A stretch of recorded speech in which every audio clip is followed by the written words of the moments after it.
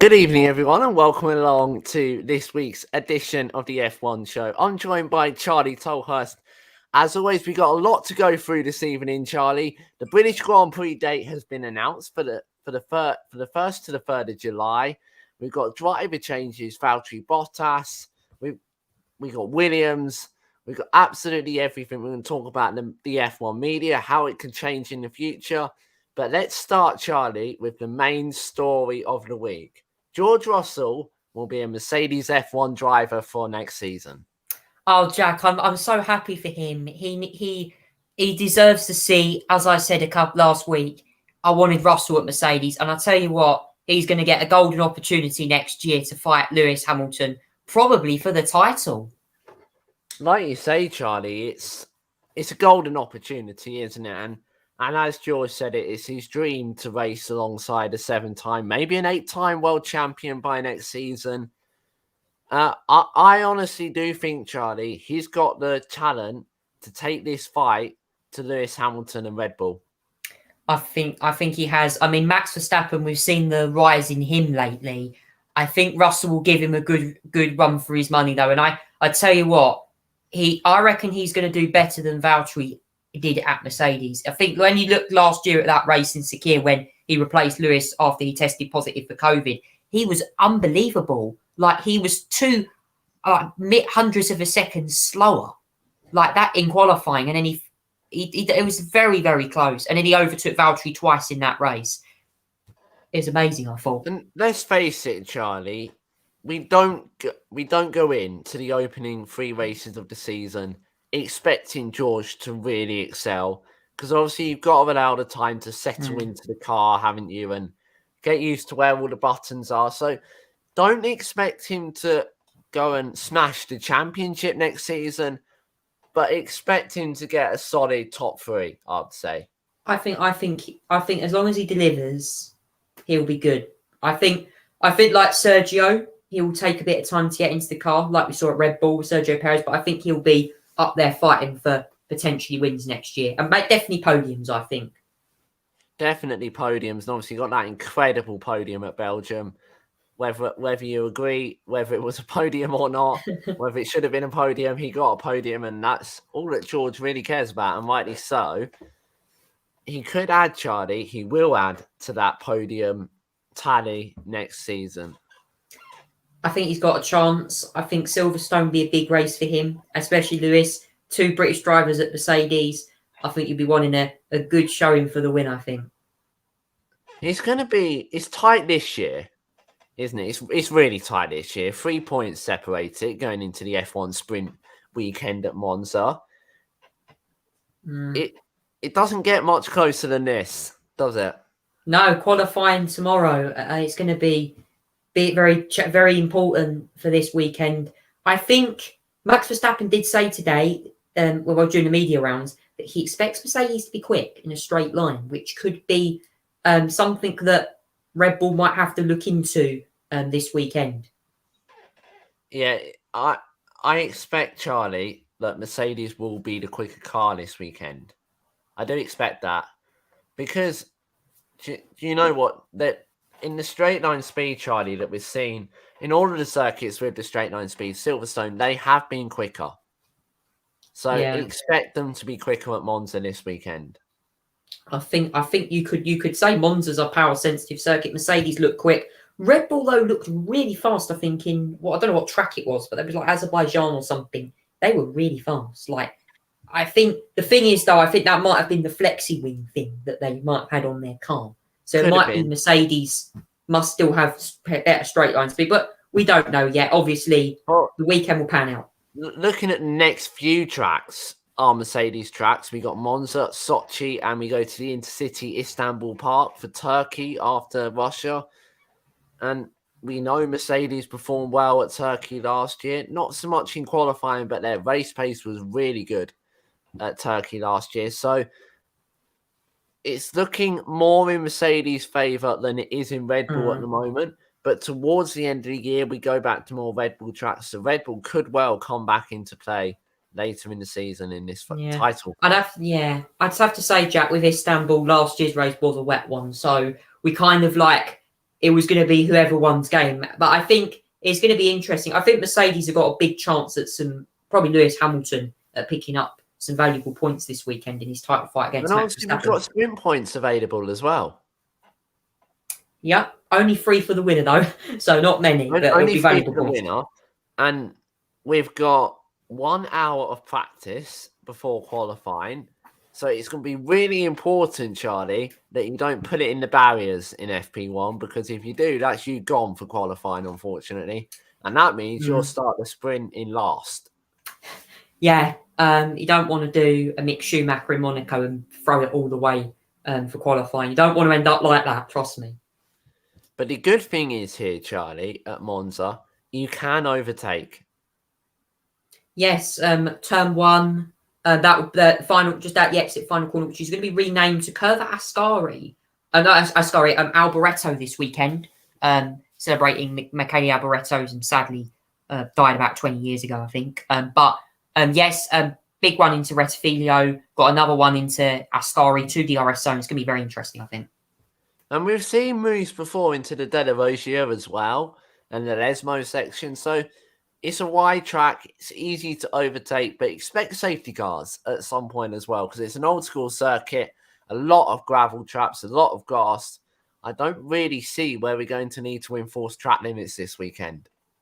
Definitely. I think the one when you put it out the exit Parabolica, it is very controversial. Could be the only one.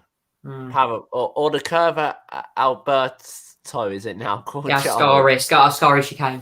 or the final corner, which is the Alboreto, Curva de Alboreto. Yeah. Alboreto, the newly named. It will go back to Parabolica though after this race weekend. So just for this weekend, it will be called the Curva Alboreto, as Charlie said, celebrating 20 years since we lost Alboreto. So next year, Charlie, we're looking ahead to next year already. We've got the provisional summer calendar with the French Grand Prix will be the 23rd of June. The British Grand Prix will be moved forward to the 3rd of July. Those tickets are on sale now. So if you want to go to next year's British Grand Prix, head to www.silverstonef1.co.uk to get your tickets. The Austrian Grand Prix will then take place on the 8th of July. Then we have the summer break after Austria, and we go to Hungary. We expect, Charlie, it could be up to a 25 race calendar next year. Wow. 25 races. That's going to put a lot of stress on the teams. And actually, it's going to make getting replacement parts very challenging indeed. It is, Charlie. So, and expect the bulk of the races as of this year to be towards the end of the year as well.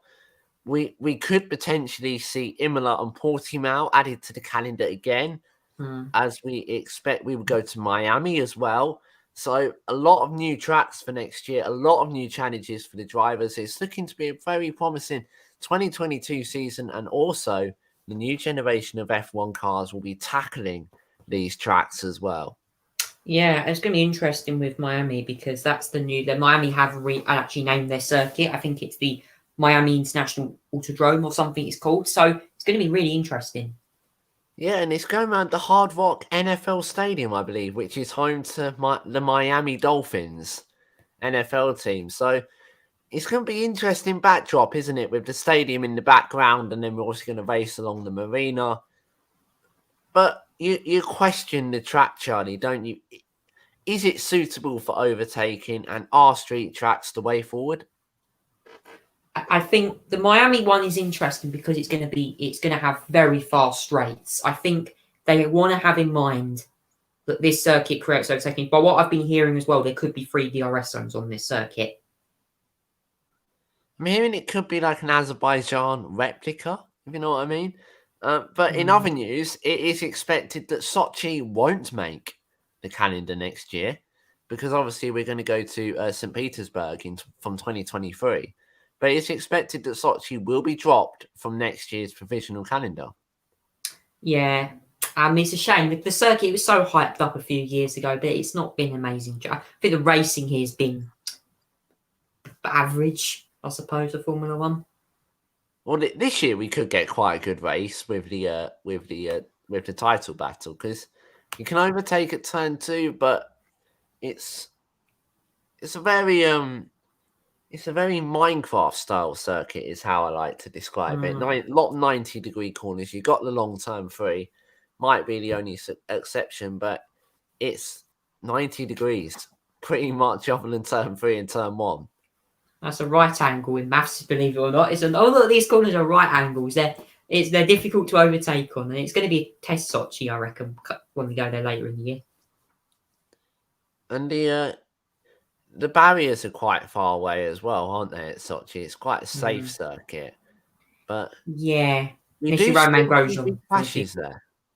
Yeah, there's been big crashes at Sochi. I think Grosjean had one a couple of years ago. He went into the barriers. It was quite a heavy impact, but I think he was all right. But yeah, there's a big impacts I've seen at Sochi. At turn 3. In F2 as well. Yes, there was one last year, I think. Giotto had a crash, I think. And Aiken, was it? In F2, turn 3, I think? Yeah. And the year before it was Matsushita and Jack Aitken again, just after the Hubert incident. So, yeah.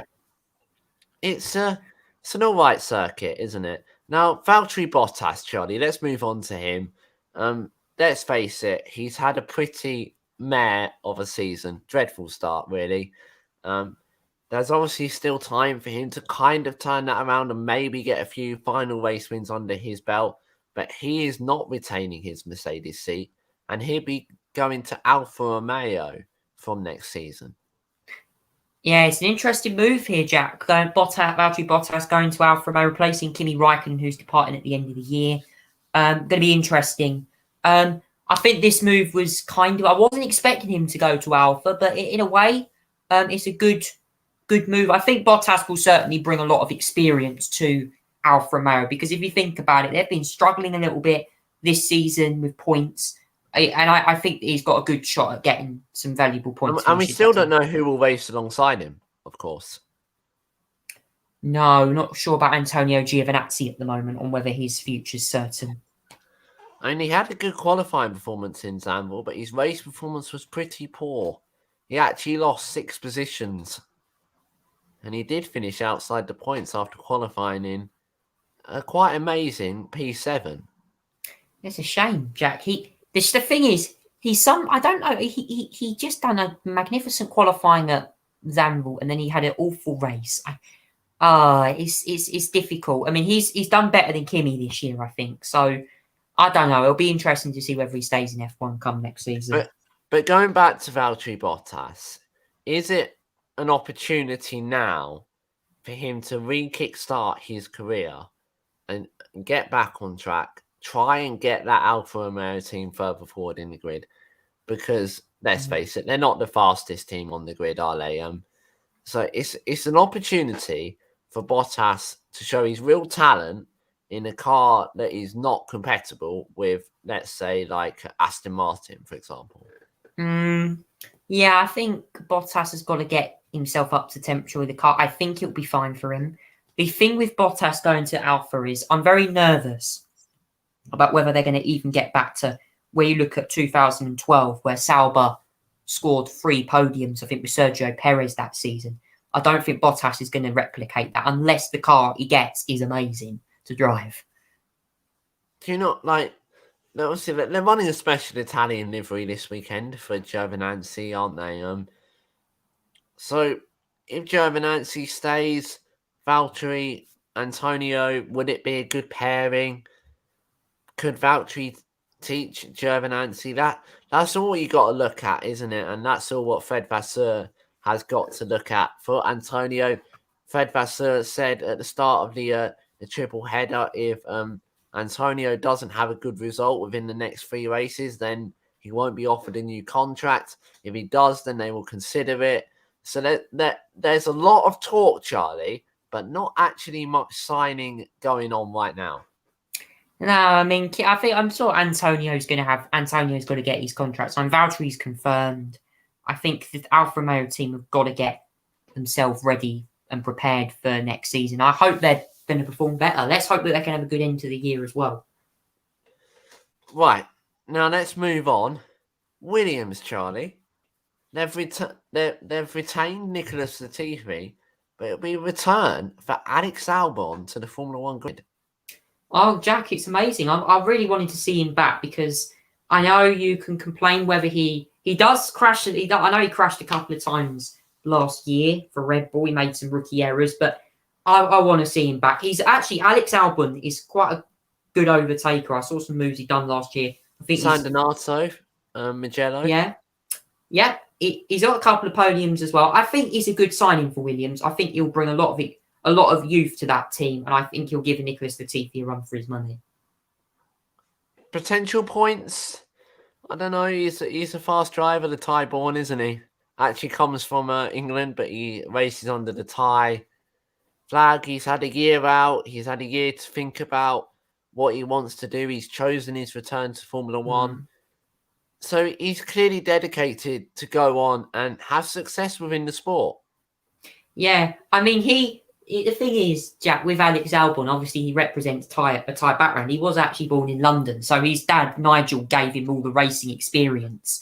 And I think going to Williams, just be a British team, it'll give Alex a lot of heads up, I think, for the start. It'll give him a lot of experience as well, won't it? Williams have had a lot of history. They've obviously got the TV there. He's been there for quite a few years now. So he'll be able to help Alex, coach him a bit of how the car works. Obviously, the new spec in cars next year. So it is a learning curve for everyone. All of the 20 drivers. They will struggle a bit at the start. But so I know there will be technical failures next year. Things will go wrong. Things will foul. There might be crashes. Because has Charlie got to go? Is he having a bit? Oh, he's having a drink. That's fair enough. But yeah, there will be issues. There will be the brakes may foul. There will be crashes. Charlie, expect a lot of things to go wrong next year on some of these cars.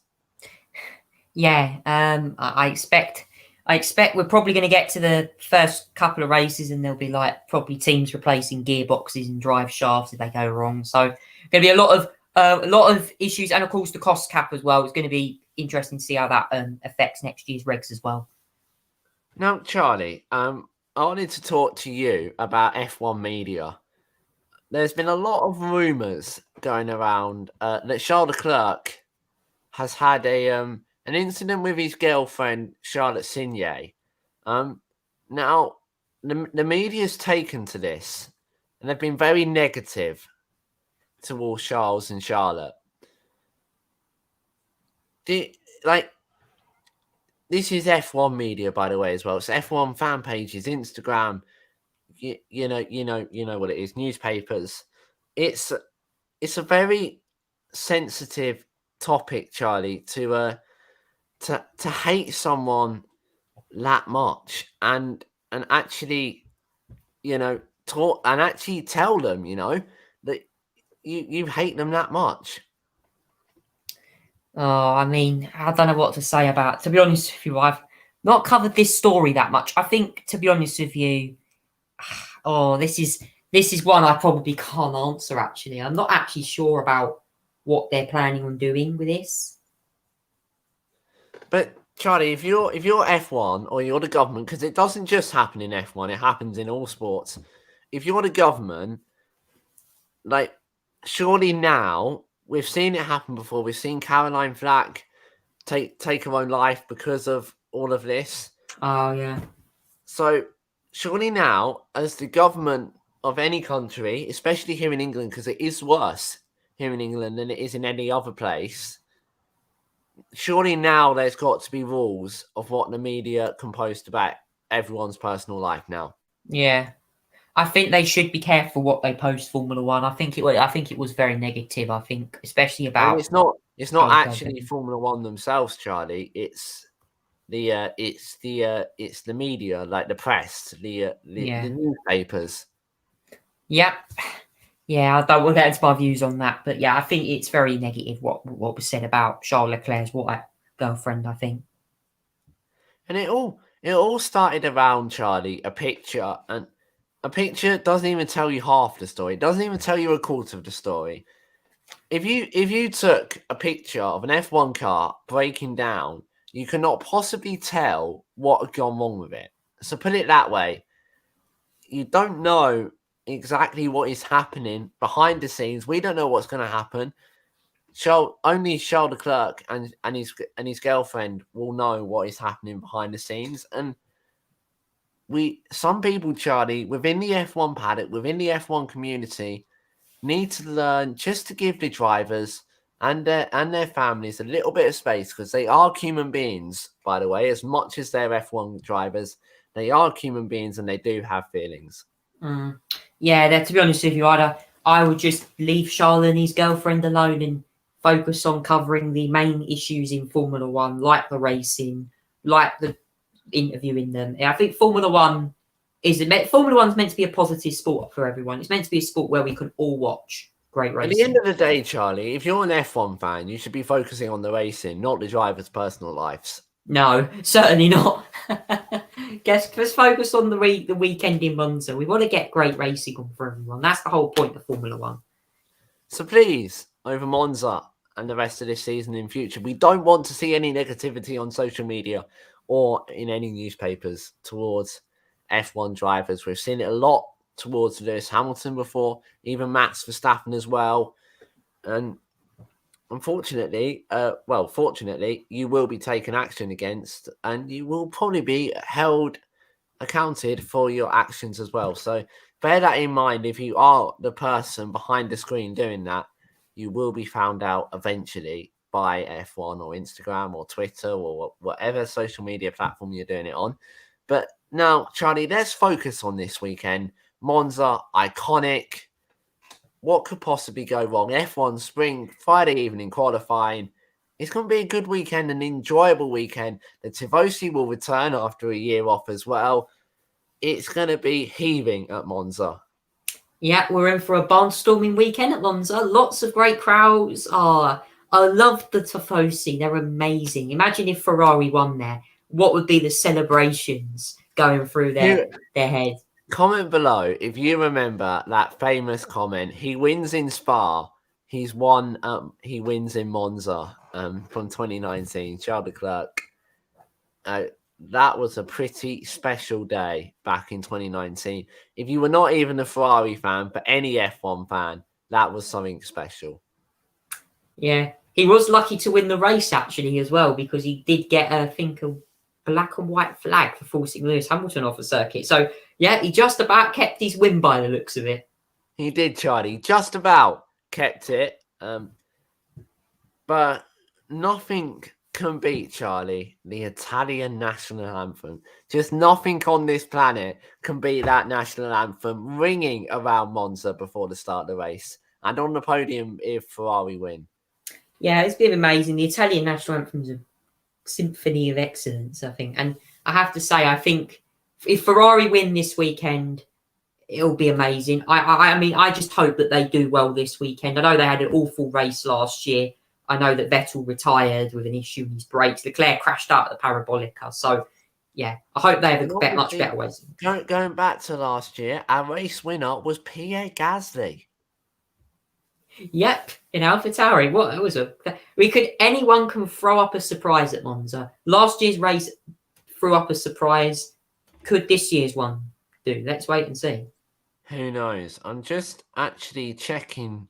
They've released the times now for the United States Grand Prix, and we're going to have qualifying at 10 p.m. on Saturday evening UK time. So quite a late one for the US Grand Prix.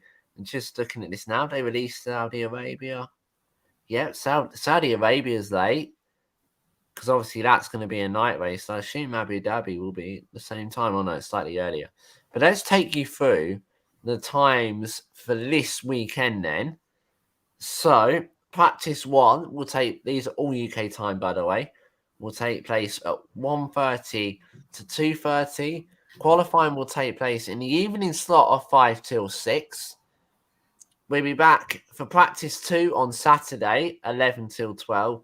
Then we have F1 Sprint, 3:30 to 4:30. Then Sunday we'll be on air, 1:35, and the lights will go out on Monza at 2 o'clock. So it's a jam-packed weekend, And obviously, we've got F2 action to enjoy this weekend, Charlie. And we got a double header in the Mobile One Porsche Super Cup as well.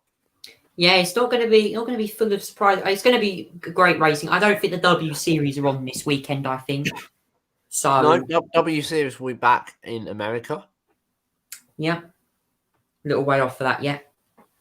Yeah, we got over a month yet for that one. So the American Grand Prix, always a great one. Love the American Grand Prix. Love the circuit. But Monza, Charlie, there's just a special feeling about it. We've had the Ferrari parade today in Misano, albeit with COVID restrictions. It's just a very enjoyable weekend from Thursday all the way through to Monday.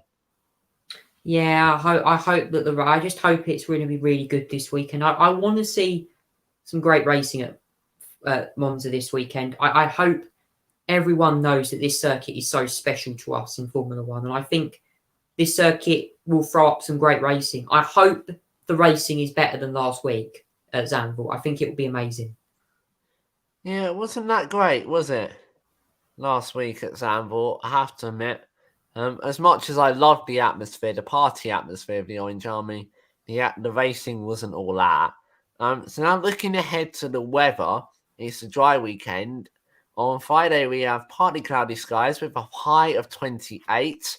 Saturday, we have partly cloudy skies with a high of 29. And Sunday's an absolute scorcher. Sunny skies again with a high of 29. Very hot temperatures this weekend, Charlie, for our drivers.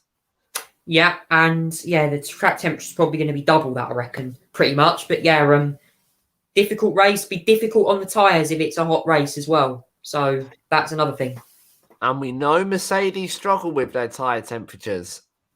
Well, getting their tyres up to temperature as well, so that could well fall into their factor. We know they've performed well in the heat. Portugal, Spain won their best two races in the heat. Silverstone was also in the heat. So they really do perform well on hot weekends. Well, Silverstone, of course, was the Verstappen collision, which one of them could have won the race. But yeah, it's going to be interesting to see how Mercedes get on this weekend. And could Red Bull throw a surprise this weekend with Verstappen? Just have to wait and see. Hopefully, Charlie, I'm hoping that the two title contenders don't crash each other out this weekend and we can actually get a proper duel for victory.